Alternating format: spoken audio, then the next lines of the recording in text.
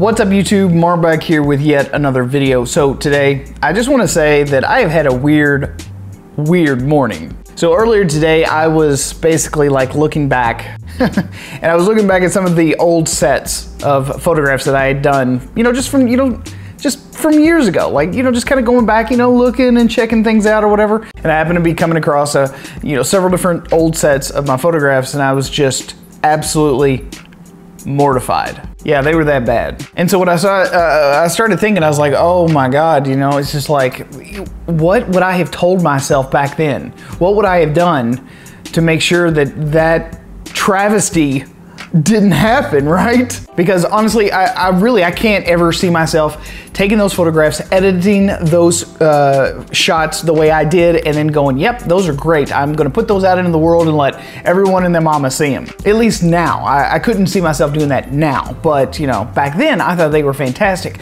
I have a pretty good feeling that most other people, when they first start off in photography, they'll get a few depth of field shots accidentally or whatever, and they'll think, oh my God, these are amazing shots, and that's all there really needs to be, or these are really contrasty, I really like these, they're super, it's just like there's literally no information in the middle, it's just 100% blacks and 100% whites. Yeah, they're not good. Let me repeat, they're not good. So yeah, your photography sucks. I don't know if I'm honestly any better.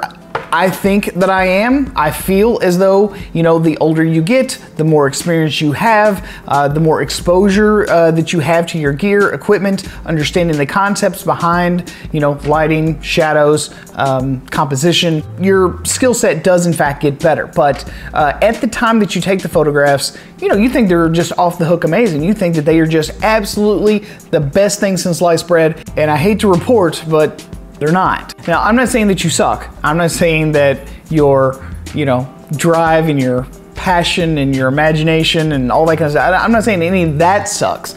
I'm just saying that your photography sucks. Your technique sucks. And so did mine. And looking back at myself, from that long ago, I can be honest with myself now. I can be honest about where I was at, how I was doing, what my photography looked like, and me looking back at younger me, I could honestly probably tell myself, dude, don't you ever put that out into the world. Not because you shouldn't be proud of your work, but what you should be doing, focusing more so on our composition, our lighting, understanding the basics and the techniques, and not trying to fix everything after the fact. When you are working for an hour or so on a photograph because it's just that bad and you're trying to make it good, it's not good. Just let it go. Throw it on the garbage pile. That's the reason you should take lots of photographs of the scene that you want. You can't polish a turd. You just can't. We've all been there. We've all done it. We've all made these mistakes. And if you've gotten a bad image, you can't repair it the way you think you can.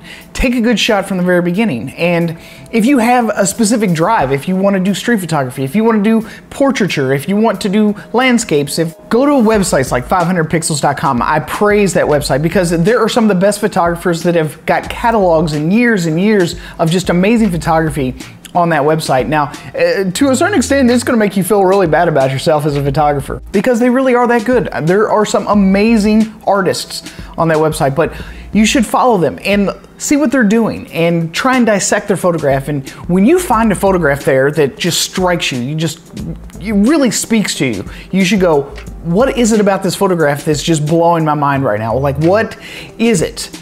Can you pinpoint it? Can you put your finger on the element, on the lighting, on the composition, on the subject matter that's just freaking you out, and you just go, oh my God, that is an amazing picture. I have to hit the little heart because I love it so much. Can you do that? And if you can, fantastic. But if you can't, you should really maybe sit down with that photograph for a little while, dissect that photograph for a little while, look at it and try and understand why you love it so much and pick it apart. Find out, can you tell what time of day it was? Was it golden hour? Was it high noon? What type of processing was used? Can you duplicate that shot? Can you make it look as close to what they did and feel proud of it. I suggest that you subscribe to other YouTubers that shoot the kind of stuff that you shoot, so that you can ask those YouTubers questions and understand their philosophy, understand their composition, understand what they put into this to, you know, get the shots that they did. If you do that, if you really hone the craft, gear is not going to matter. You can buy the best camera, the best lenses, because it's not always about what you have in your bag. A lot of times it just has to do with what you have in your head. My advice, if I was talking to myself now, and I was talking to me 10 years ago, I would be so harsh. I would want to hear those really tough criticisms. I would want to know, these are the things that you can do to become better. These are the things that you can do to become a real amazing photographer, not just the world's okayest photographer, right? So while this may sound a little bit harsh and everything, it's not meant to be. It's meant to basically be an encouragement that try harder, work harder, shoot more often, shoot more experimentally, try different stuff, understand why you like certain images, and try and figure out how to replicate those images. Subscribe, follow, ask questions, do as much as you possibly can, and see what other people, especially the people that you admire, the people that you follow, the people that are creating the types of images that you really think are just the bomb, yo.